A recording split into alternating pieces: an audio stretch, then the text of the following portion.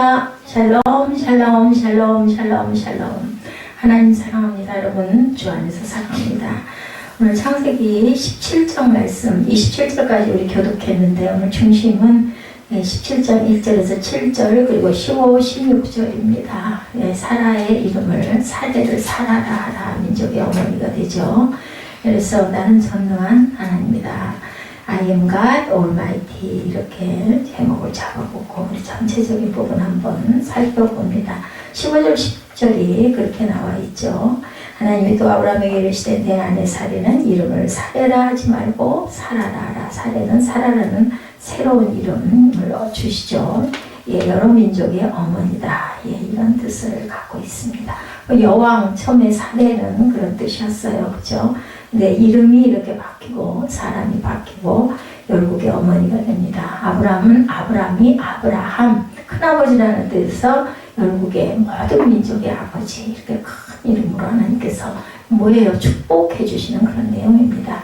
17장 전체 우리 잠깐 보죠.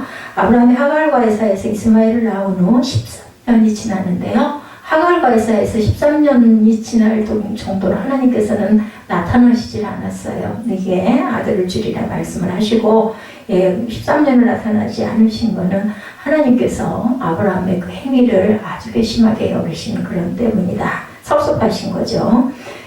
언약을 새롭게 하시고 할례를 받으라고 13년이 지났을 때 이제 다시 하나님이 아브라함에 나타나시는 그런 사건이 오늘 17장 전체 내용에 나타나 있죠.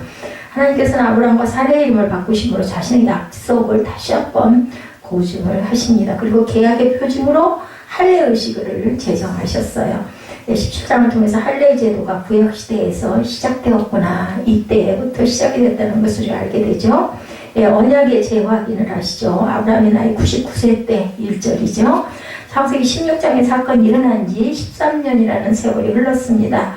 하나님께서 아브라함에게 나타나셔서 언약을 재확인하신 것은 그의 나이 99세 때였다. 16장과 17장의 시간적 간격은 13년이나 된다는 것을 우리가 알죠. 그 기간에 관해서는 성경상에 언급이 없는 이유는 그동안 아브라함에게 특별한 사건이 일어나지 않았기 때문에 이렇게 이해를 해야 되는데 또 칼빈과 같은 학자들은 하나님께서 아브라함에게 나타나시지 않은 것은 아브라함의 그 순종하지 않고 그죠? 그래서 못 견디고 그건 또 누가 그랬어요? 아내가 사레가 그렇게 하기는 했지만 어쨌든 간에 온전한 믿음이 없어서 그렇게 했기 때문에 하나님의 징계다. 하나님이 임재하시지 않은 거 이렇게 또 얘기하나 해석하시는 분도 있습니다. 우리는 항상 너는 빛은 빛의 자녀라. 에베소서 5장 8절이죠. 우리가 빛의 자녀처럼 행하고 나아가야 되는데 시제 때때로 넘어지고 엎어지고 그죠? 기웃동거립니다. 기억하시는 하나님이죠. 신명기 4장 31절에 그는 모든 사람보다 지혜로워서 에스라 사람 에단과 마을의 아들 헷만과 갈골과 다르다보다 나음으로 그의 이름이 사방 모든 나라에 들렸더라. 에스라 사람 에단과 마을 사람 헷만과 갈골과 다르다보다 나음으로 그 이름이 사방 모든 나라에 들렸더라. 하나님께서 이름을 주신 자들은 그 이름에 합당한 삶을 살아가게 될 수밖에 없습니다. 그것을 우리가 받아서 항상 기쁨으로 감당해야 되겠죠. 많은 후처를 둔 듯한 아브라함에 대해서 창세기 25장 1절에서 6절에 아브라함이 죽었는데 창세기 25장 1절부터 보면 아브라함이 후처를 맞이하였으니 그의 이름은 그두라. 그두라라는 후처가 있죠. 그가 시므론과 욕산과 무단과 미디안과 이스박과 수아를 낳고 욕산은 스바와 드단을 낳고 드단의 자손은 아수르 족속과 너두시 족속과 르움의 족속이며 미디안의 아들은 에바와 에벨과 한옥과 아비다와 엘다 아인이 다 그두라의 자손이다. 그 첩을 통해서 자녀들을 많이 낳았어요. 그리고 아브라함이 이삭에게 자기의 모든 소유권도 주었고 25장 5절입니다. 자기 서자에게서 재산을 주어 자기 생전에 그들로 하여금 자기 아들 이삭을 떠나 동방 곧 동쪽 땅으로 가게 하였더라. 후처의 아이들은 전부 다 다른 쪽으로 보내죠. 이삭에게는 자기의 모든 소유를 내주었다고 창세기 25장 5절에 증거하고 있습니다. 이래서 아브라함은 많은 후처를 둔 것 같은 내용이 25장 1절에서 5절까지의 내용이다. 전능하신 하나님이다. I am almighty God이라고 이야기하죠. 하나님은 아브라함의 나이 99세 때 찾아오신 하나님은 야훼라는 이름보다는 나는 전능한 하나님이다. 이렇게 자신을 알리십니다. 1절에.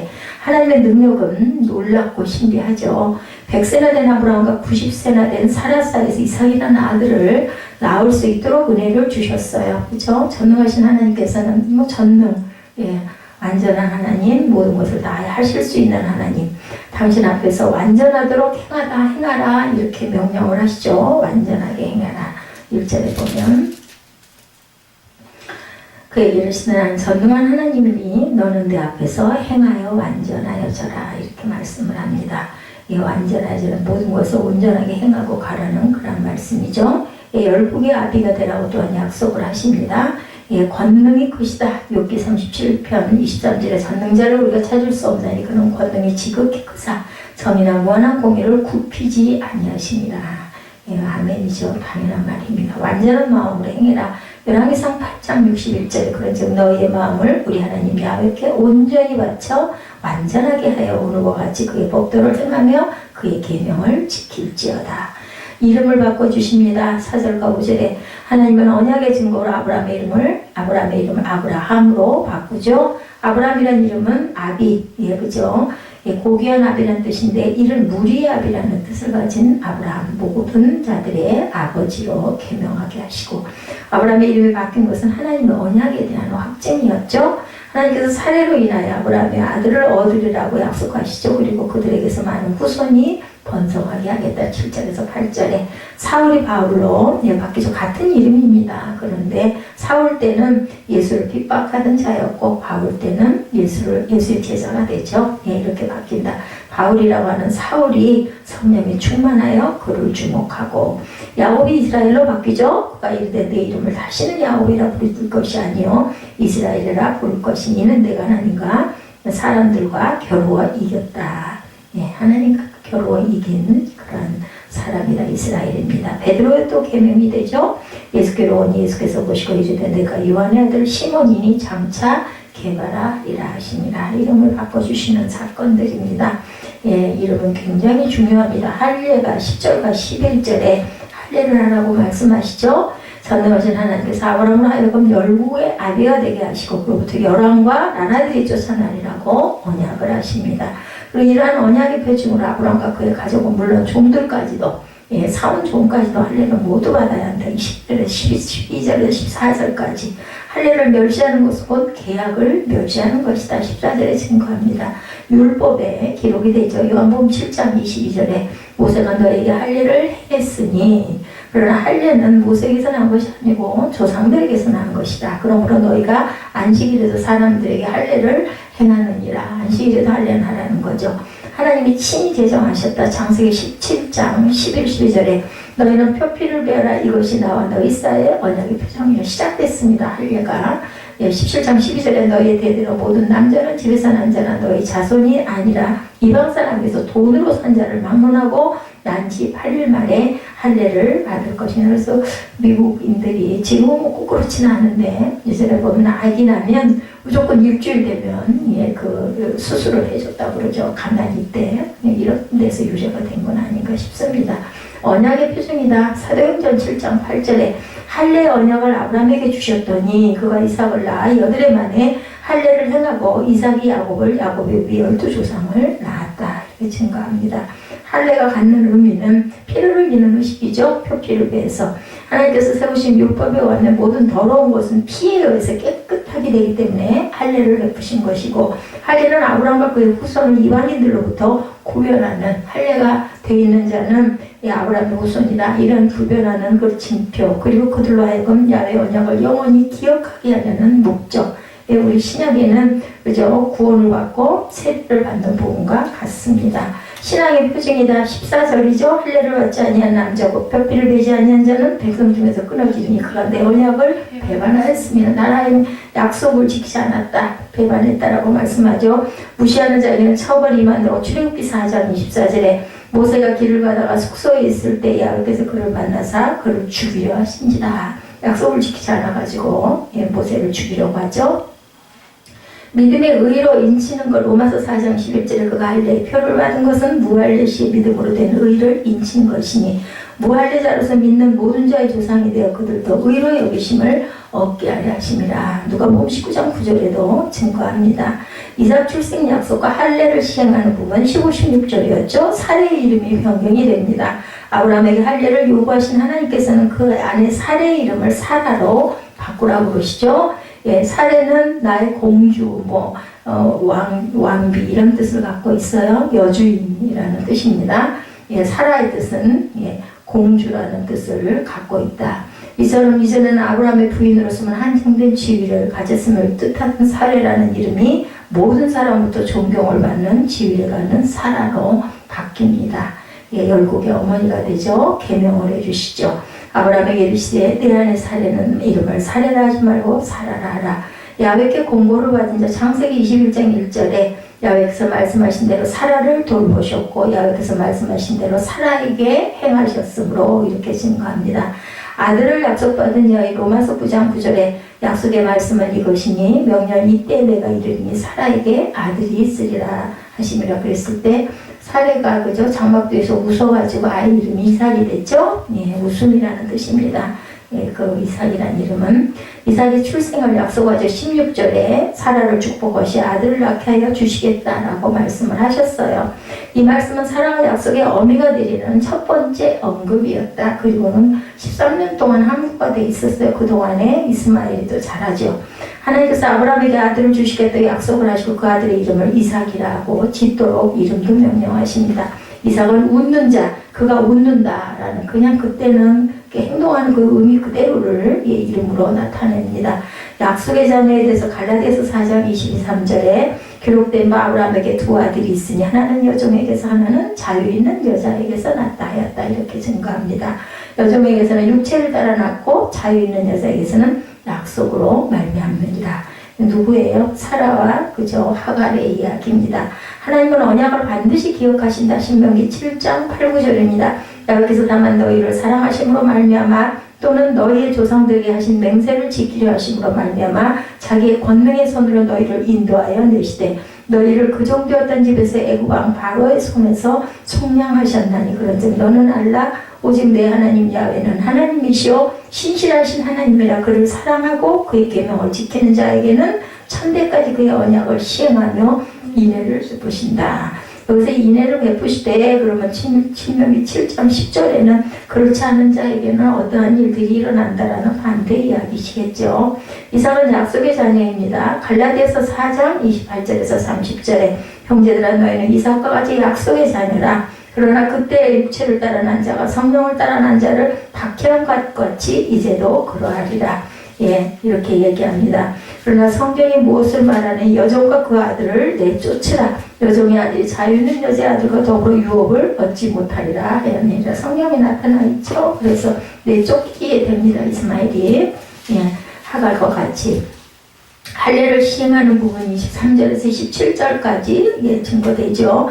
하나님으로부터 할례를 요구받은 아브라함은 즉각 순종하죠. 하나님의 명령을 받은 그날에 자신뿐만 아니라 그의 집에 거하는 모든 자들에게 돈 주고 사는 자들에게도 남자들에게는 전부 다 할례를 시행합니다. 이것은 아브라함의 믿음을 보여주는 것이다. 바로 순종하는 것 중요합니다. 참된 신앙은 하나님의 명령에 즉각적인 반응을 보일 뿐만 아니라 온전히 순종하는 것이다.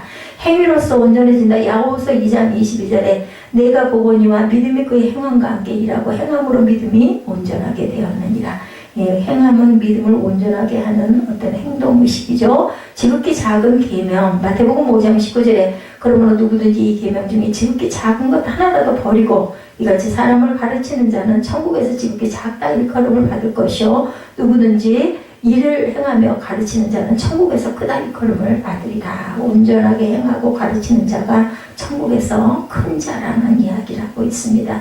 그래서 전체 17장 뜻은 아브라함의 가정에 애굽 여인 하갈로 인한 불미스러운 일이 있을 때 하나님께서는 13년이나 침묵을 하셨다는 것 중요하죠. 그의 나이 99세 때 하나님은 아브라함에게 다시 나타나셔가지고 나는 전능한 하나님이라, 나는 뭐든지 능치 못함이 없는 하나님이라고 말씀하십니다. 하나님은 천지와 만물을 말씀으로 창조하시고 주관하신 분이고, 전능한 하나님을 믿는 우리는 마음이 든든한 믿음직한 그러한 자들, 불안이나 염려나 근심 걱정이 있어서는 안 된다. 주님의 은총과 평화, 그것이 하나님께서 우리에게 주시는 평강입니다. 아까 평화 평강의 하나님 우리 찬양했죠. 이게 신곡이어서 제가 한번 제목을 보고 택했는데 찬양이 참 좋아서 감사했습니다. 이렇게 부르시는 은총, 부름을 받은 은총은 정말 우리에게 임하는 그 임재가 감사한 것인데, 거기에 그 부르시는 그 은총 속에 고난이 옵니다. 그런데 그 고난은 너무너무 쉽죠. 그래서 다들 도망을 가려고 합니다. 우리가 믿고 섬기는 하나님은 참으로 좋으신 하나님이다. 이렇게 고백을 하시는 저와 여러분 되시기 바랍니다. 우리 죄를 사하기 위해서 독생자 예수님을 이 땅에 보내주셨죠. 십자가에 달려 죽게 하심으로 우리에게도 새로운 생명, 영원한 생명을 주셨습니다. 우리 늘 주님의 임재에 그래서 감사하며 살아야 되겠다. 믿음의 조상 아브라함에게 있어서는 하나님은 전능한 하나님이었고, 약속을 이루신 하나님이었고, 복을 주시는 하나님이셨죠. 그래서 전능하신 하나님, 그래서 이런 이야기가 있어요. 라틴어 격언이더라고요. 여행자는 요구하고 순례자는 감사한다. 여행하는 사람들 뭔가 보고 싶어 하죠. 근데 순례를 하면 하나님의 징표를 보기 때문에 감사할 수밖에 없다. 제가 라틴어를 잘 읽지를 못해요. 근데 트로이스탄스 메데엔이라고 얘기하네. 프로지오리오스 어그리덴스라는 라틴어 격언이라고 합니다. 이것은 여행자는 요구하고 순례자는 감사한다. 순례자는 걷고 또 걷죠. 성스러운 장소를 향해서 나가는 사람들이 바로 순례자입니다. 그렇지만 일상의 순례, 근데 이것이 저는 늘 그걸 느낍니다. 매일매일 하루하루에 사는 것도 우리가 순례를 하고 있는 것 같다는 생각을 제가 합니다. 자기에게 주어진 삶의 자리에서 성스러운 삶을 향해서 나아가야 되는 것이 우리에게 하나님께서 주신, 믿음의 자녀들에게 주신, 하나님이 저희에게 주신 사명이다. 저는 이렇게 생각을 합니다. 낮은 곳으로 향해 있어요. 그래서 낮은 곳으로 내려가야 되죠. 그게 내려가는 과정이 그렇게 순탄하지만은 않습니다. 내 자존도 다 내려놔야 되고, 내가 하고 싶고 내가 원하는 것, 내가 가진 것들도 때로는 다 포기할 줄도 알아야 됩니다. 홀로서기 어려운 사람들 곁에 또한 다가설 줄도 알아야 되고, 붙들어 줄 수도 있어야 되고, 그러기 위해 내가 희생도 필요하고, 시간도 드려야 되고, 물질도 그저 아낌없이 줄 줄도 알아야 되고, 그들 편, 약한 자의 편에 서고 부당한 일에 저항하는 것, 그것이 우리가 해야 할 순례다. 저는 이렇게 생각합니다. 아브라함도 그런 의미로 또한 순례자였었죠. 하나님이 선택한, 너는 내가 살고 있는 땅과 내가 난 곳, 너희 아버지 집을 떠나서 내가 보여준 땅으로 가거라. 제가 어저께 고라는 표현은 사실 그런 뜻으로 고한 거예요. 하나님이 가라 하니까 가야 되는 징표가 나타났으니 이것은 가라는 표현이 또 언제까지일지는 모르지만 거기서 또 뭐 어디로 가라 하실 수도 있겠죠. 그 음성을 우리가 정말 잘 들을 줄 알아야 된다. 근데 정말 단번에 딱딱 듣고 딱딱 느끼고 하면 얼마나 좋겠어요. 근데 우리는 정말 미로찾기를 하는 것 같습니다. 우리 주님의 명령을 들으고 그런 줄곧 길 위에 인생을 삽니다. 아브라함이 하란에서 가나안으로, 가나안에서 애굽으로, 애굽에서 네겝으로, 네겝에서 헤브론으로 계속 이동하며 아브라함은 가죠. 익숙한 세계를 떠난다고 하는 것 정말 어렵습니다. 그러니까 항상 그냥 익숙한 자리에 저도 그런 게 강해요. 오늘도 거길 가면서 한편으로 굉장히 염려를 해서 내가 새로운 곳에 잘 적응을 못하는데 가가지고 또 얼마나 또 헤매고 또 상처를 받는 일은 없을까, 들어가가지고 어디가 어딘지 몰라가지고 또 막 번호 찾느라고 헤매지는 않을까. 그런데 정말 신기한 거는 제가 지난번에 온천 갔을 때랑은 너무너무 다르더라고요. 엄청 옷 넣는 장의 키가 400 몇 번까지 끝은 다 보지도 않아서 저는 85번이기 때문에 85번만 열심히 찾다 보니까 금방 찾았는데 안에도 어마어마하게 크고, 그런데도 그렇게 편안하더라고요.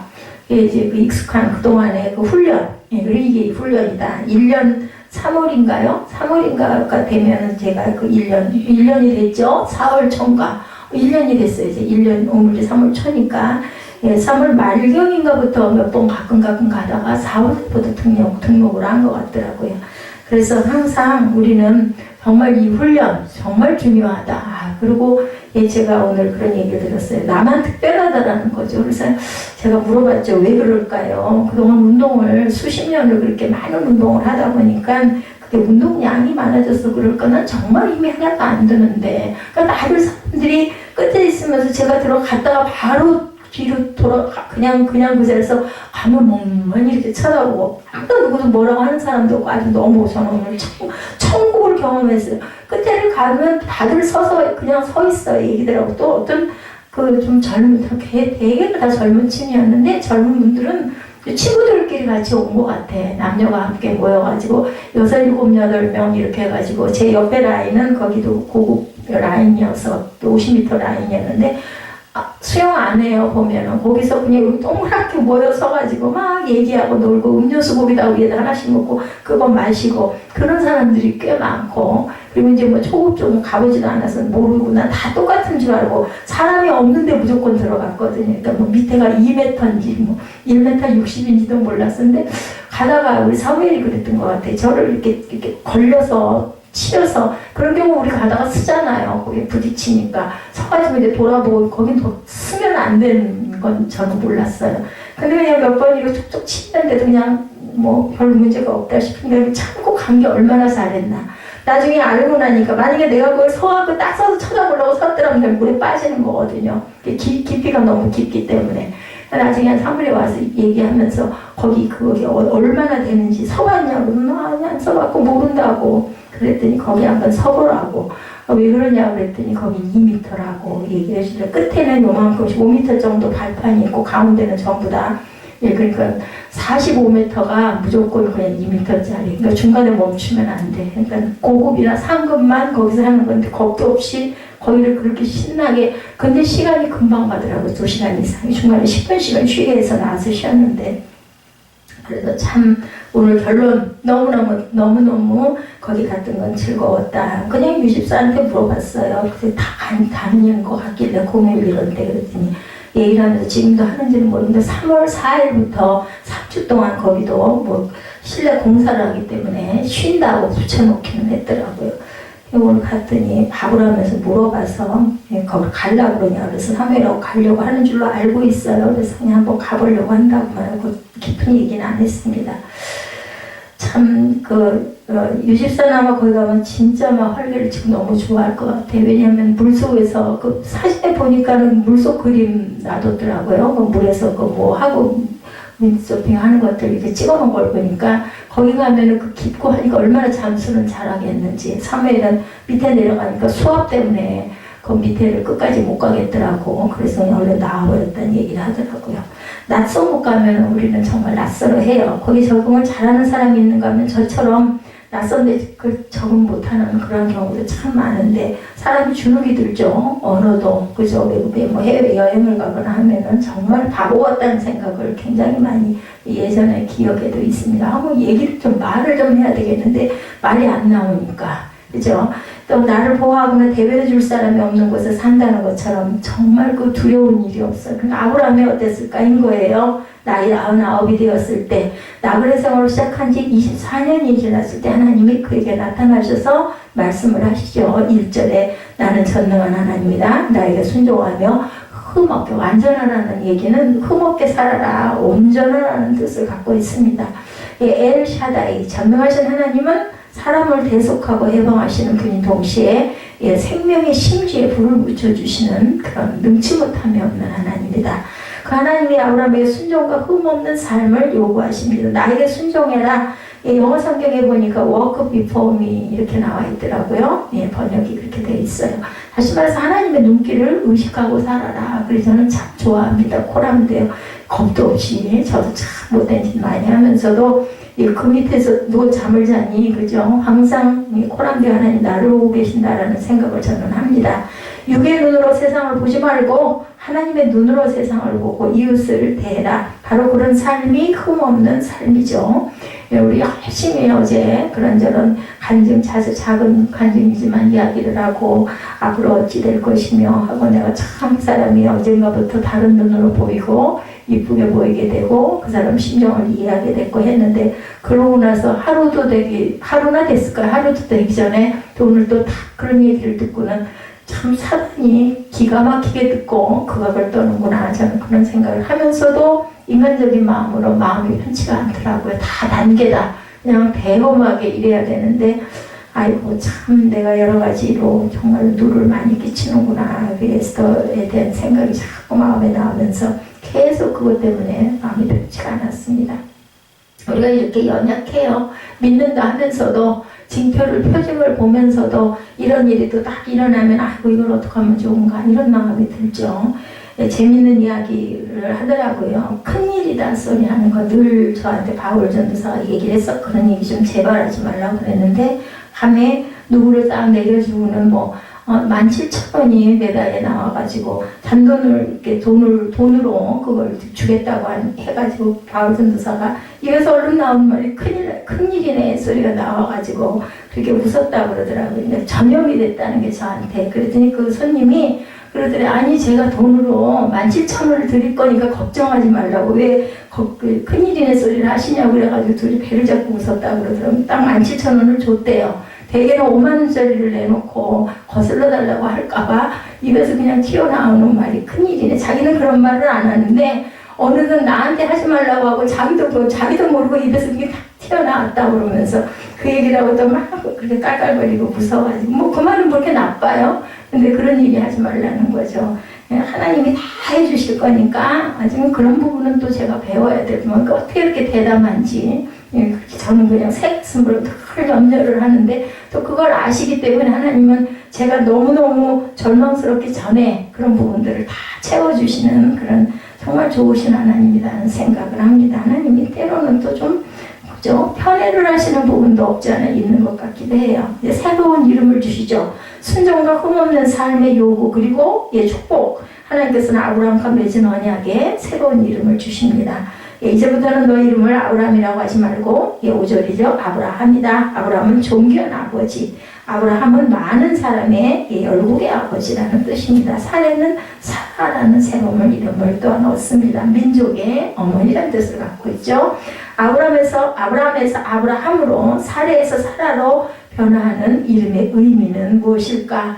1차적으로 약속의 자손이 태어났고 그를 통해서 그의 후손이 계속해서 불어나고 그리고 도처에서 위대한 삶을 살 것이라는 그러한 그 약속의 표징을 갖고 있습니다. 히브리서는 사라를 소개하죠. 믿음으로 사라는 나이가 지나서 수태할 수 없는 몸이었는데도 불구하고 히브리서의 말씀에 이런 말씀이 나오죠. 히브리서 11장 11절입니다. 임신한 능력을 얻었다라고 얘기하죠. 그가 약속하신 분을 신실한 분으로 생각했기 때문이다. 그래서 죽은 사람이라 다름없는 사람에게서 히브리서 11장 12절에 보면은 이러므로 죽은 자와 같은 한 사람으로 말미암아 하늘에 허다한 별과 또 해변에 무수한 모래와 같이 많은 후손이 생육하였느니라 이렇게 증거합니다.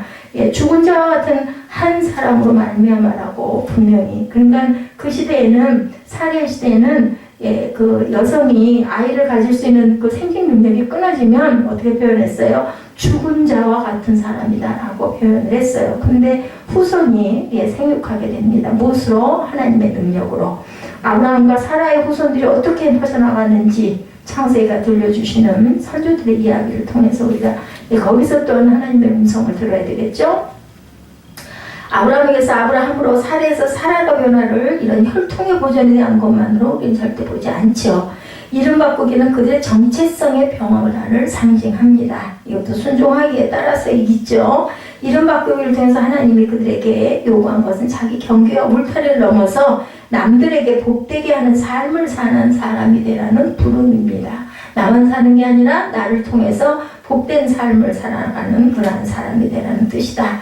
예, 그 제가 신명님인가 그 목사님 이야기 제가 해드렸잖아요. 어제 그 수요 예배 때인가 수요 예배인가요? 주일인가요? 말씀드린 그 신명님 그 목사님이 영어 이름이 보니까는 에스더이더라고요. 에스더 뭐 이름이 조금 다른데 그 뜻은 에스더라는 뜻을 갖고 있어요. 그래서 정말 귀한 하나님의 그 바뀐 그 인생을 살아가면서 많은 사람들에게 이런 은혜를 끼치는 그런 이름이구나. 그러니까 오죽하면 죽으면 죽으리라 했어요. 그러니 오줌이나 그저 에스더가 그 왕 앞에 나가갈 때 우리는 그냥 단순하게 잠깐 읽었지만 얼마나 죽을 각오를 했겠습니까? 자기 생명에 대한 그 욕심이 없는 사람은 하나도 없는데 예, 정말 큰 이름이구나 하는 생각을 저는 했습니다. 그것을 유랑생활에서 예, 그들은 세상을 복을 끼치는 사람을 어디에서 유랑생활, 세상을 떠돌았기 때문에 떠도는 이들 땅에 뿌리를 내지 못하고 사는 이들의 공고한 삶 속에서 예, 그것을 지키고 나아가죠. 정착민들이 느낄 수 없는 삶의 불안을 온몸으로 아브라함은 체험합니다. 그죠? 근데 또 이 사람이 정말 가난하고 먹을 것도 없어서 여기 있든 저기 있든 상관이 없는 사람이 아니었죠. 굉장히 터전을 잘 잡고 살던 사람이 예, 그 본토 그 집을 그냥 떠나서 가라고 하시는데 그것을 순종하고 갑니다. 강자들의 횡포에 짓눌린 사람들의 아픈 심정을 헤아리게 되는 그런 아브라함. 그래서 여기저곳을 떠돌게 되는 그런 그 생활을 하게 됩니다. 아내를 빼앗길 뻔한 적도 있었죠. 곳곳에서 질시의 대상이 되기도 합니다. 엄청난 많은 고난을 통과했다라는 겁니다. 그들 가운데 사회 밑바닥에 처한 이들이 어떻게 어려움 속에서도 삶을 포기하지 않고 살아가는지 그 모든 것들을 체험하면서 몸으로 공고함 속에 삶의 기쁨을 누리고 배우고 그것을 귀하게 여기는 삶을 살기까지는 이러한 어려움을 많이 겪었다. 자기에게 익숙한 세계에만 갇혀 살았더라면 결코 그런 그 세계를 이해하지 못했겠죠. 모든 것을 경험하는 그런 삶을 삽니다. 유랑의 경험을 통해서 원시적이고 부족적인 터부 신앙 같은 그 신앙을 넘어서 세상의 아픔을 위로하시고 새로운 기운을 불어넣으시는 하나님의 그 아름다운 그 전능한 하나님을 아브라함은 만나면서 가죠. 예, 그 에스더 이야기입니다. 나의 시덕이라는 한 문자로는요. 예, 이분이 그 감리교 선교사예요. 나의 시덕. 근데 영어로는 에스더입니다. 에스더 J 그 레이더라고 1901년부터 1968년까지 계셨던 분인데 한국의 마더 테레사다 이렇게 이름이 붙여졌다고 그래요. 1968년까지면은 뭐 2019년이니까 불과 한 30-40년 전까지 계셨던 분이죠. 그는 1926년에 미국 감리교단의 파송을 받아서 한국에 온 이래 근 40년 동안 가난하고 소외된 사람들 편에 서 있었다고 그래요. 전쟁 미만인, 전쟁 고아, 어린이, 폐결합 그 환자들, 국가가 배려하지 못한 사람들을 위한 복지 사업을 하신 분이에요. 그분의 일화가 정말 그 제게 굉장한 그 은혜가 있어서 말씀을 또 다시 한번 드립니다. 독실한 감리교인이었었어요. 병원에서 어떤 감리교 목사가 성도 하나를 소개를 합니다. 엑스레이 사진을 가지고 와서 제가 그 탑병원 저기 그 실장님한테 말씀 드렸던 것처럼 업무 팀장님한테 그렇게 아마 부탁을 했던 것 같아요. 근데 나의 시덕 그분은 불교신자였던 환자를 먼저 입원을 시켰다고 그래. 이분이 이제 거기서 봉사를 하고 있는데 그 사실을 알게 된 감리교 목사님이 몹시 화를 내더랍니다. 당신은 감리교에 충성스럽지 못하다 이렇게 항의를 했어요. 왜 불교신자를 먼저 입원을 시켰느냐. 그때 나의 시덕 그 선생님이 한 말이에요. 요양원에 누가 먼저 입원했느냐 하는 것은 흉부 엑스레이가 보여주는 병 상태에 따라 결정됩니다. 이렇게 대답을 했다고 해요. 엑스레이 사진에는 감리교인, 비교인의 표시가 없죠. 대답이 됐다는 거죠. 이것은 어쩌면 생명이 하나님께서 주시는 모든 사람은 생명이 귀하다는 어떤 그 의미인 거죠. 패거리 의식에서 벗어나고 공평정대하게 세상의 아픔을 보듬어 안는 것, 그것이 하나님이 기뻐하는 마음이 아니겠느냐 이렇게 대답을 했다 그러죠. 아브라함의 유랑을 통해서 그런 마음에 어쩌면 도달하진 않았을까. 하나님은 인간들이 만들어 놓은 경계선에 구애받지 않으시는 그런 하나님이시죠. 전능하신 하나님에 대해서 함께 우리 한번 살펴보죠. 아브라함이 99세 때 되었을 때 1절이죠. 아브라함이 99세 때 야훼께서 아브라함에게 나타나셔서 그에게 이르시되 나는 전능한 하나님이라. 너는 내 앞에서 행하여 완전하라. 75세 때 말씀하셨어요. 분명히. 그죠?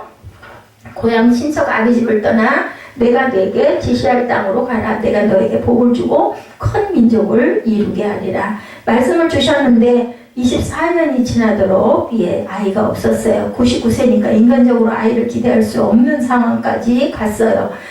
아마 마음으로는 모두 다 포기해서 하나님이 그런 말씀 하셨는데 내가 내 나이가 이제 이 나이까지 아무런 일이 없으니 이거는 아니다 생각을 했겠죠. 그때 하나님이 나타나신 거예요. 정말 보면은 그래요. 내가 딱 포기하고 빈 마음이 되면 다 내려놓으면 꼭 하나님의 응답으로 오시더라고요. 저도 그런 걸 여러 번 경험을 했습니다. 나는 전능한 하나님이다.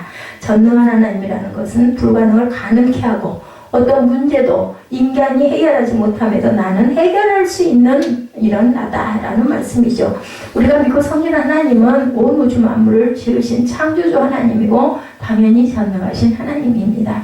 창세기 1장 1절에 태초에 하나님이 천지를 창조하시니라 했죠. 무에서 유를 창조하신 하나님입니다.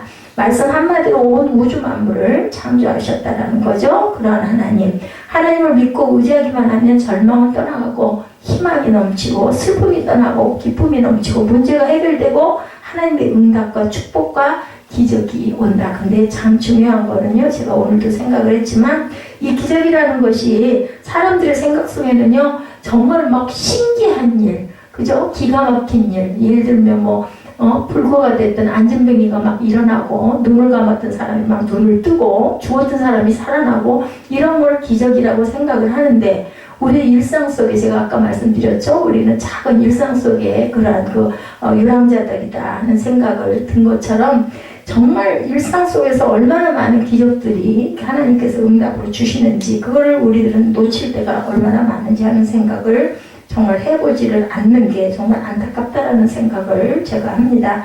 우리는 이러한 순례자라는 거 항상 그죠? 내가 생활 속에서 항상 공부하고 힘들 때 항상 하나님께서는 우리를 붙들어 주시고 좋은 곳으로 채워 주시고 나타나셔가지고 우리에게 여러 가지를 알게 하시는 그런 하나님, 우리에게 작은 순례를 항상 하게 하신 하나님이라는 것을 늘 알고 가야 된다. 기적은 그런 것만이 기적이 아니죠.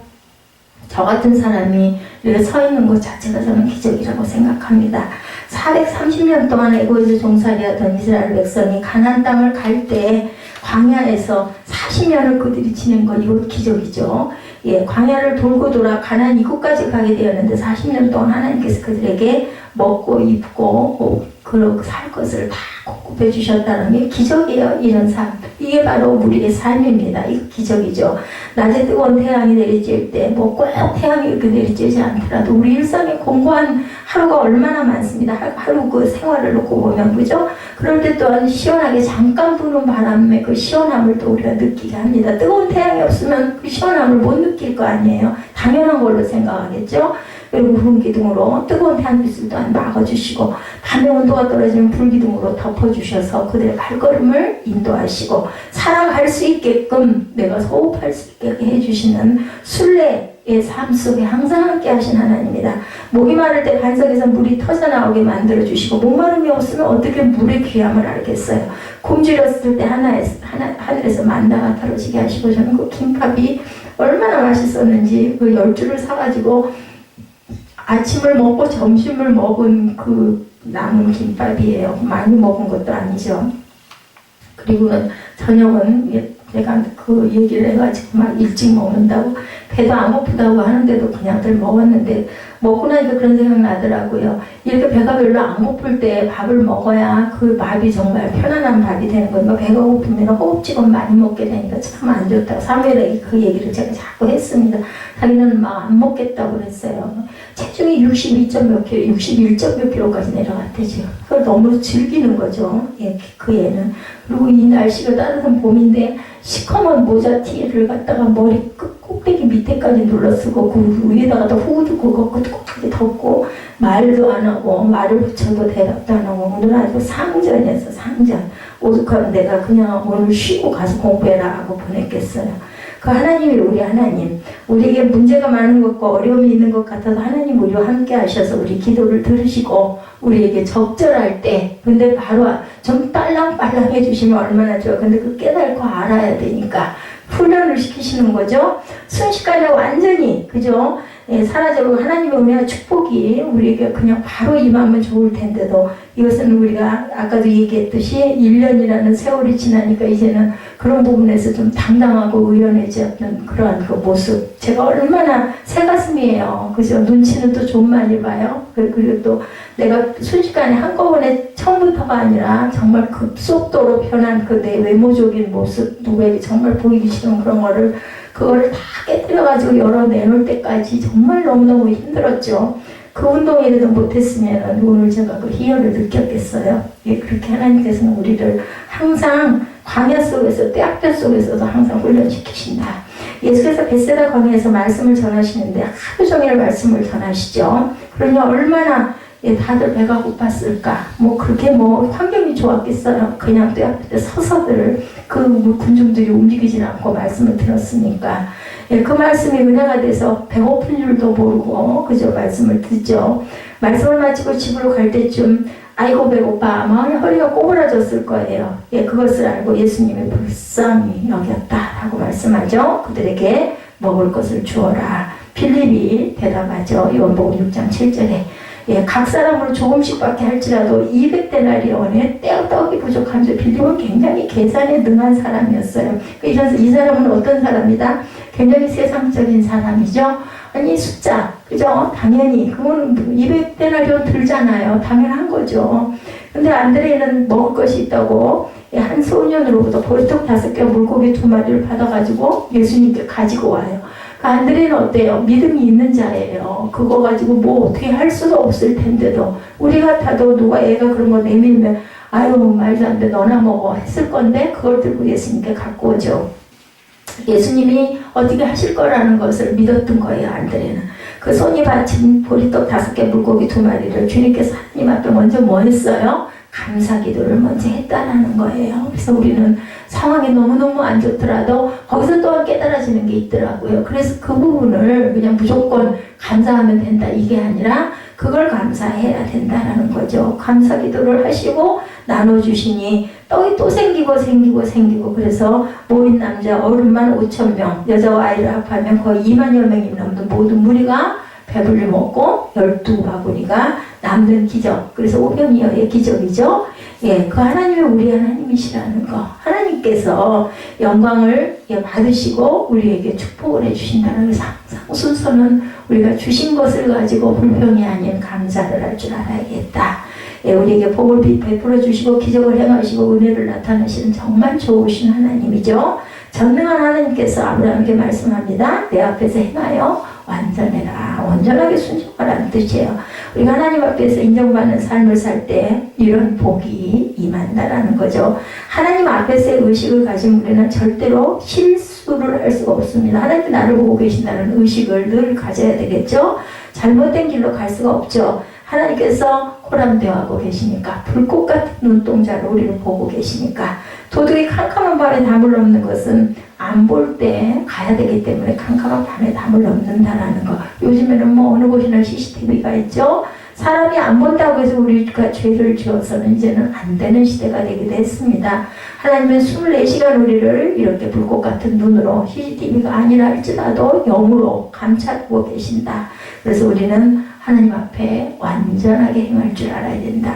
예, 그렇게 됐을 때 우리는 절대로 잘못된 길로 마음을 품을 수는 있어요. 근데 마음을 품고 나면 마음이 불편하죠. 그러다 보면은 이러면 안 되지, 마음을 비우게 됩니다.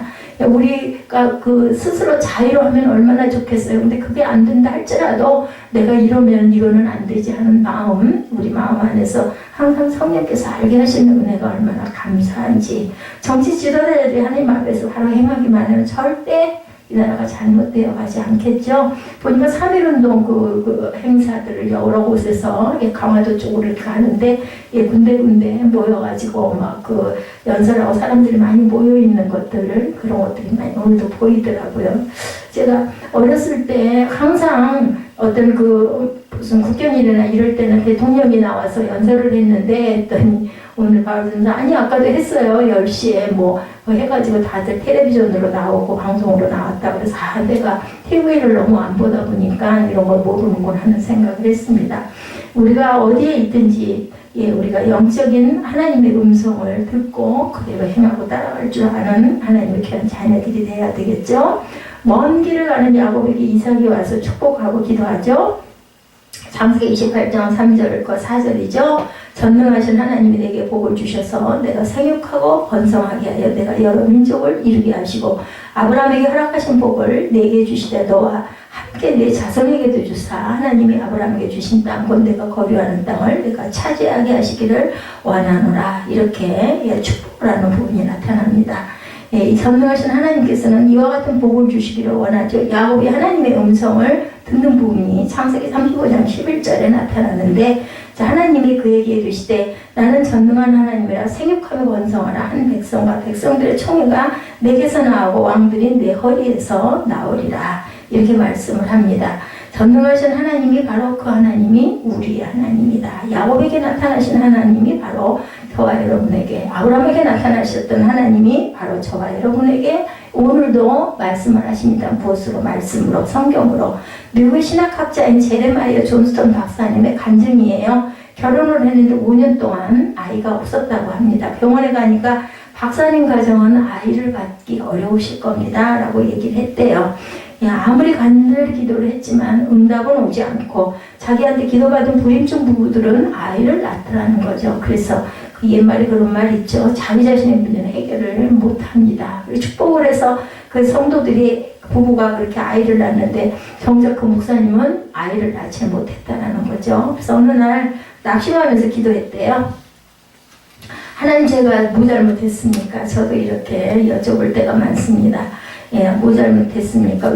뭘 잘못했기에 제 기도를 들어주지 않으십니까? 그때 묵상한 말씀이 바로 오늘 말씀 창세기 17장 아브라함의 말씀이었다고 합니다. 주님이 주신 깨달음을 그때 얻게 되었는데 하나님의 침묵은 징벌이 아니다. 하나님의 침묵은 성경적으로 신앙적인 삶으로 변화시키는 거라는 거예요. 아브라함과 사라는 거의 25년간 하나님의 침묵을 경험했어요. 그죠? 100세가 될 동안 75세에 나타나셔가지고 아브라함에게서 아브라함으로 변화하는 하나님께서 침묵하시는 동안 일어난 것은 아브라함에서 아브라함으로, 그것은 그가 엘샤다이 즉 전능하신 하나님을 전적으로 믿고 의뢰했기 때문이라는 겁니다. 그래서 때로는 아무런 응답이 없는 것도 다를 수가 있다. 전능하신 하나님을 믿고 의지하고 말씀을 붙잡고 간절히 기도했을 때 하나님께서 그 기도를 들어주시고 얼마 후에 딸을 낳았대요. 이 목사님이. 그리고 3년 뒤에는 아들을 낳게 되었고요. 그 또 4년 뒤에는요. 무려 3쌍둥이의 아들을 낳았다고 합니다. 실제 있었던 일이에요. 이 목사님. 그래서 5둥이의 아버지가 됐다고 합니다. 그 박사님이 고백하십니다. 사람들은 아마 임신은 힘들 것 같네요 라고 말했지만 우리는 계속 믿음을 잃지 않았다. 우리는 어떤 상황에도 불구하고 하나님을 신뢰했다. 우리는 계속해서 하나님께 영광과 경배를 돌렸다라고 얘기를 했다고 합니다. 그래서 결국은 아이가 5인 목사님 그 내외 부부가 됐다. 또한 번성케 하신 하나님, 전능하신 하나님 둘째로 우리를 번성하게 하십니다. 우리는 우리의 삶을 번성하게 하는 하나님을 믿고 의지하고 가야 되겠죠. 창세기 17장 2절 내가 내 언약을 나와 너 사이에 두어 너를 크게 번성하게 하리라 말씀하십니다. 하나님께서는 그의 사랑하는 백성이 번성하기를 당연히 원하시죠. 사업을 하는 사람은 사업이 번성하고 교육을 하는 사람은 가르치는 학생들이 번성하고 어디서 무엇을 우리가 하든지 우리가 하는 일을 통해서 항상 번성케 하심을 말미암아서 영광을 받기를 원하시는 하나님. 민수기 6장 24절에서 26절 축복의 말씀 아시죠? 구약의 축도. 야훼는 내게 복을 주시고 너를 지키시기를 원하며 야훼는 그의 얼굴을 내게 비추사 은혜 베푸시기를 원하며 야훼는 그 얼굴을 내게로 향하여 드사 평강 주시기를 원하노라. 할지니라 하라 이렇게 이야기합니다. 그래서 창세기 17장으로 보면 6절에 내가 너로 심히 번성하게 하리니 내가 내게서 민족들이 나게 하며 왕들이 내게로부터 나오리라 이렇게 축복을 해주신 거예요. 늘 우리가 이 축복받는 게 굉장히 중요합니다. 그 족보에서 예수님이 탄생하셨죠. 결국은 마태복음 1장 1절에 아브라함과 다윗의 자손 예수 그리스도의 계보다. 이렇게 얼마나 영웅됩니까? 맨 첫 마디가 아브라함과예요. 그러면 우리가 전능하신 하나님을 믿고 의지하고 나갈 때 하나님께서 우리의 필요한 것들을 채워주시는 하나님이라는 다윗의 고백, 그죠? 시편 23편 1절 너무 잘 알죠? 여호와는 나의 목자시니 내게 부족함이 없으리로다. 하나님 제일주의로 살아가게 될 때 우리를 번성케 하는 하나님의 은혜가 임한다라는 것. 말씀을 지켜 순종할 때 복이 임한다라는 거죠. 신명기 28장 1절에서 6절에 우리에게 주신 축복입니다. 내가 내 하나님 야훼 말씀을 삼가 듣고 내가 오늘 내게 명령한 그 모든 명령을 지켜 행하면 내 하나님 야훼께서 너를 세계 모든 민족 위에 뛰어나게 하실 것이라. 민수기 6장 24절에서 26절입니다. 아까 말씀드린 부분은 내가 내 하나님 야훼의 말씀을 청정하면 이 모든 복이 내게 임하여 내게 이르르니 성읍에서도 복을 받고 들에서도 복을 받을 것이며 내 몸의 자녀와 내 토지의 소산과 내 짐승의 새끼와 소와 양의 새끼가 복을 받을 것이며 내 광주와 떡반죽 그릇이 복을 받을 것이며 내가 들어와도 복을 받고 나가도 복을 받을 것이니라. 우리가 들어가도 나가도 어디서나 복을 받는 놀라운 축복을 받는 저와 여러분들이 되시기를 바랍니다. 어떻게 할 때? 주님을 완전하게 믿고 온전히 의지할 때. 당뇨병 치료의 세계적인 권위자 최수봉 장로님 이야기입니다. 건국대학교 의과대학 교수님이신데 6대째 믿음의 명문 가정이라고 그래요. 증조부 때부터 대대로 의사의 집안이라고 합니다. 그 집안은 증조부, 조부, 5형제, 부친, 장로님, 2형제, 아들 내외가 다 의사고 일가 친척이 대체로 의사 아니면 목사의 가정이었다고 그래요. 아주 독실한 크리스천 가정이라고 합니다. 그런데 건국대학교 건대네요. 의과대학 교수님 이분 증조부는 세브란스 의사고 조부는 전남에 있는 나산교회를 세우고 그 유산을 전부 교회에 바쳤다고 합니다. 장로님은 현재 충북 음성의 작은 개척교회를 섬기고 있는데 정기적으로 시간을 정해놓고 같이 예배를 드린다고 그래요. 부부와 세 아들이 있는데 첫째 내외가 서울 그 의대 교수고 어디에 있든 그곳에서 같은 시간에 예배를 드린다고 그래요. 같이 가서는 못 드려도 어느 곳에 있든지 같은 동일한 시간에. 근데 당뇨병 합병증으로 다리를 절단하거나 죽은 환자들을 보면서 너무나 마음이 아파서 그들을 살릴 수 있게 해달라고 기도를 했다고 그래요. 하나님께서 당뇨병 환자를 위한 인슐린 펌프를 개발하게 하셨다. 그래서 당뇨병이 심한 그곳에 인슐린 펌프를 꽂고 있으면요 수치가 떨어져서 다리를 절단하지 않고 수술을 받을 수 있도록 그렇게 해서 지금 전 세계 66개국에서 그것을 사용하고 있는데 바로 하나님께서 주시는 은혜다. 이런 간증을 하셨다고 합니다. 병원에서 치료할 때마다 꼭 환자를 위해서 기도를 하신다고 그래요. 한 번은 스님이 입원을 했는데 스님이다 보니까 기도를 안 했나 보죠. 그랬더니 그 스님이 왜 나는 기도를 안 해주냐. 그래서 기도를 했더니 그분이 병을 고치고 예수를 믿고 하나님의 자녀가 되었다고 합니다. 이게 바로 전도죠. 눈에 보이는 살아계신 하나님의 증거입니다. 조부의 뜻을 따라서 교회를 6개를 세웠는데 다문화 과정, 결손 과정을 돕고 의료 선교 및 선교사를 지원하고 있다고 그분이 고백을 했어요. 근데 뭐라고 얘기를 했냐면요. 제가 세상에서 어떤 것보다 값진 것은 집안 대대로 6대째 이어지고 있는 신앙의 유산입니다. 라고 내가 의사가 되고 교회를 맺어서 이런 게 중요한 게 아니라 하나님을 믿고 나는 그 하나님이 기쁘고 하나님을 섬기니까 이렇게 축복을 받았습니다. 그런데 앞으로도 하나님이 기뻐하시는 일을 더 많이 하고 싶습니다. 록펠러가 4,928개 교회를 지어서 봉헌했는데 저는 목표가 5,000개를 짓겠다는 꿈을 크게 그리고 있습니다. 이렇게 간증을 하셨다고 해요. 실제로 있었던 일이기 때문에 전합니다. 그리고 또 하나님은 번성하게 하는 하나님이시고 언약을 이루시는 하나님이시다. 전능하신 하나님이죠. 우리를 번성케 하신 하나님. 그리고 세 번째로는 언약을 이루시는 하나님. 17장 4절과 7절이죠. 보라 내 언약이 너와 함께 있으니 너는 여러 민족의 아버지가 될지라. 내가 내 언약을 나와 내 및 그 후손 사이에 세워서 영원한 언약을 삼고 너와 내 후손의 하나님이 되리라. 이렇게 말씀합니다. 4절과 7절에. 그래서 너는 이제부터 영원한 하나님의 축복을 받는구나. 믿음의 조상이 되어서 자자손손 다 복을 받을 것이다. 그것이 바로 여러 민족의 아버지가 될 것이다. 아브라함의 뜻이죠. 아직 자녀가 없었는데 하나님이 언약의 말씀을 미리 주신 거예요. 그리고는 이게 침묵을 몇 년 동안 25년이나 침묵을 하셨다는 거죠. 여러분 믿으실 수 있겠어요? 얼마나 많은 그 흔들림이 있겠습니까? 그래서 하갈이라는 사건이 또 일어나기도 하죠. 13년 만에. 하나님은 우리에게 언약의 말씀을 주시고 반드시 이루신다. 중요한 것 기다림. 그죠? 침묵이라 할지라도 정말 더 나쁜 상황으로 몰려간다 할지라도 끝까지 가야 돼. 끝까지 완주를 할 줄 알아야 됩니다. 하나님의 약속은 반드시 이루어진다라는 거.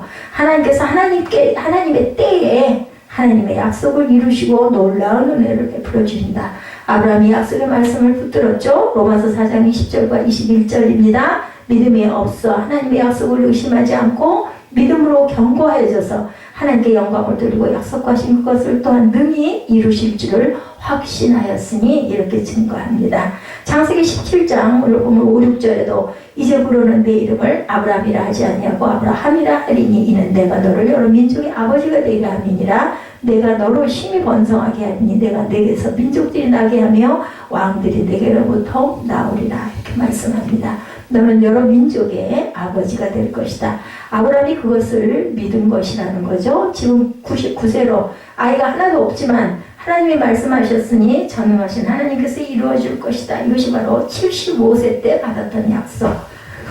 창세기 12장 1절로 3절에 보면 이와 같은 약속의 말씀이 기록되어 있습니다. 야훼께서 아브라함에게 이르시되 너는 너의 고향과 친척과 아버지 집을 떠나 내가 내게 보여줄 땅으로 가라. 내가 너로 큰 민족을 이루고 내게 복을 주어 내 이름을 창대케 하니 너는 복이 될지라. 이게 복 자체가 된다는 거예요. 복. 너를 축복하는 자에게는 내가 축복을 내리고 너를 저주하는 자에게는 내가 저주하리라. 땅의 모든 민족이 너로 말미암아 복을 받을 것이라 하신지라. 이렇게 증거되어 있습니다. 창세기 12장 1절에서 3절이죠. 아브라함의 믿음이 그 이후로 흔들리죠. 85세 때 나이는 늙어가고 자식을 안 주시니 양자를 세우려고 그때 다시 주신 말씀이 또 있습니다. 창세기 15장 4절 5절이죠.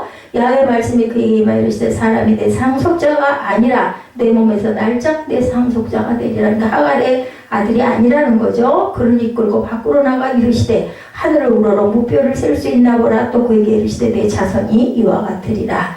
창세기 15장 6절이죠. 아브라함이 야훼를 믿으니 야훼께서 이를 그의 의로 여기셨다. 이렇게 증거합니다. 하늘을 봐라. 저 많은 별들을 봐라. 너의 자손 저렇게 많은 별처럼 그렇게 많아질 것이다. 아브라함이 믿자 하나님께서 그를 의롭게 여기셨다. 히브리서 11장 11, 12절이죠. 믿음으로 사라 자신도 나이가 많아 단산하였으나 잉태할 수 있는 힘을 얻었으니 이는 약속하신 일을 믿으신 줄 알았습니다. 신실하신 분이 확실하시다는 거 믿었다는 거지. 이러므로 죽은 자와 같은 한 사람으로 말미암아 하늘에 어떠한 별과 또 해변에 무수한 모래와 같이 많은 후손이 생육하였느니라 하고 증거를 합니다. 히브리서 11장 11, 12절 말씀입니다. 이것이 바로 믿음이다.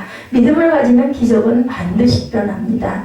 축복은 옵니다. 예수께서 기적을 행하실 때 그의 믿음을 모시죠. 항상 마태복음 9장 28, 9절에 예수께서 집에 들어가시면 맹인들이 그에게 나오거늘 예수께서 이르시되 내가 능히 이 일을 할 줄을 믿느냐 대답하되 주여 그러하오이다 하니 예수께서 그들의 눈을 만지시며 이르되 너희 믿음대로 되라. 믿음대로 됩니다. 내 믿음대로 되었지만 오늘 주님께서 우리의 믿음을 보기를 원하십니다.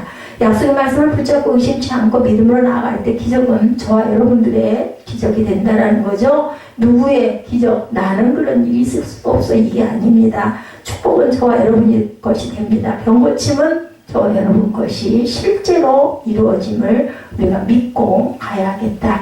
우리 믿음을 주님이 기뻐하시기 때문에 믿고 의지하고 나갈 때 반드시 우리에게 축복으로 다가온다는 거. 절대로 동요하지 말고 약속의 말씀을 굳게 붙잡고 그리고 보이지 않고 들리지 않고 그저 아무것도 변한 것 없다 할지라도 믿음으로 선포하시기 바랍니다. 17년 전에 용산에서 오빠와 차교를 마치고 귀가하던 중에 만취한 운전자가 몰고 가던 그 차가 실종 충돌 사고로 인해서 화상을 입은 이지선 자매 이야기 여러분 아시죠? 이번에 그 UCLA 박사학위를 받고 한동대학교 교수로 임명이 됐는데 죽음의 문턱에서 기적적으로 살아난 이야기입니다. 너무 잘하는 말씀이죠. 너무 몸이 아프고 그리고 너무나 괴롭고 아프고 슬퍼서 정말 죽을 것 같았다고 그래요. 근데 어느 날 목사님이 기도를 해주시는 가운데 하나님의 약속을 이시선 자매는 받았다고 합니다. 지선아, 내 사랑하는 딸아, 내가 너를 세상 가운데 세우리라. 아프고 병든 자에게 희망의 메시지가 되게 하리라. 이렇게 말씀을 하셨대. 성령의 음성이. 3년 동안 30번 이상의 수술을 받고 그 후 12월 달에 수술을 또 받았다. 30번 말이 그렇지 3번도 아니고 어떻게 받았겠어요. 그래도 그녀는 약속의 말씀을 붙잡고 고백했다고 합니다. 저는 기대합니다. 지금은 상상치 못할 일들이 분명히 펼쳐질 것을 믿습니다. 이렇게 고백을 했다고 그래요. 그래서 결국은 고침을 받게 되죠. 그리고 이제 교수가 되는 그런 내용 여러분들 아실 겁니다. 자, 지금의 그 모습이 아니고는 전할 수 있는 메시지를 분명히 하나님께서는 전하게 하실 것이다. 그리고 이 모습이 아니고는 만날 수 없는 사람을 만나게 하실 것이다. 내가 이 모습이 된 것은, 그죠? 이런 모습을 저만이 할 수 있는 일이 분명히 제게 주어질 것입니다. 하나님은 지금 여기 살아계십니다. 이렇게 고백을 했다고 합니다. 약속의 말씀을 붙잡고 17년 동안은 달려왔는데 이화대학을 졸업한 후에 보스턴 대학교에서 재활 상담학 석사를 마치고 콜롬비아 대학에서 사회복지학 석사를 마치고 UCLA 대학원에서 작년 6월달에 사회복지학 박사를 마쳤다고 하죠. 약속을 이루신 하나님께 이렇게 간증했다고 그래요. 인생은 동굴이 아니라 터널입니다. 저는 참 이 말씀을 굉장히 좋아합니다. 우리가 터널을 많이 지나가죠. 저는 운전할 때마다 정말로 그 끝은 환하거든요. 그래서 저는 거기를 지나가면서 분명히 인생은 이런 것이다. 왜? 뭐 하는 사람에게 그것을 믿고 그것을 의심치 않고 가는 자에게 안 가고 앉아서 불평하면 절대로 터널이 끝이 나오진 않아요. 가야 됩니다. 들어가도 끝이 없고 더 어둡고 좁아지는 동굴이 아니라 환한 빛을 볼 수 있는 터널. 그것을 끝에서 바라보고 한탄할 게 아니에요. 가야 돼요. 그러면 얼마나 가는 도중에 불안하기도 하고, 그죠? 앞이 끝나지 않을 것 같기도 안 보이니까. 그렇지만 우리는 끝까지 가면 분명히 밝은 빛이 있다. 주님이 주신 선물을 많이 받는 사람으로 살았는데 이제는 잘 전하는 사람으로 살겠습니다. 이렇게 고백을 했다고 합니다. 주님의 말씀을 전하는 사람으로 잘 살겠습니다. 온몸의 55%가 불에 타서 살 가망이 없다고 하는 그 자매를 하나님께서는 약속의 말씀을 주신 하나님이 살려주시고 이렇게 큰 활동을 하게 해도 눈에 보이는 간증이죠. 모습 자체가 간증입니다. 정말 절망스러운 상황이 다가온다 할지라도 약속의 말씀을 붙잡고 의지하고 나아갈 때 하나님께서 반드시 이루어주신다라는 것. 중요한 것은 우리의 마음가짐이 가장 중요합니다. 당장 우리 눈에 보이는 것들이 손해가 나는 것 같고 부당한 것 같고 도대체 이건 끝도 없는 것 같고 하다 할지라도 끝은 분명하게 있다라는 것. 그죠? 우리 대한민국이 정말 어려워도 약속의 말씀을 붙잡고 나아갔더니 이런 그 경제 대국이 되는데 이것도 끝이 아니죠. 우리 대한민국을 번성케 주님께서 말씀하시고 붙잡아 주셨을 때는 하나님의 또 다른 계획이 분명히 있으실 것이라는 것. 철저하게 약속의 말씀을 붙잡고 믿음으로 전진하고 또 전진해 나아가는 아브라함도 그렇게 많이 흔들렸어요. 하물며 우리겠습니까? 그렇다 할지라도 끝까지 포기하시고 마시고 가시는 저와 여러분들이 되시기를 주님의 이름으로 축복합니다.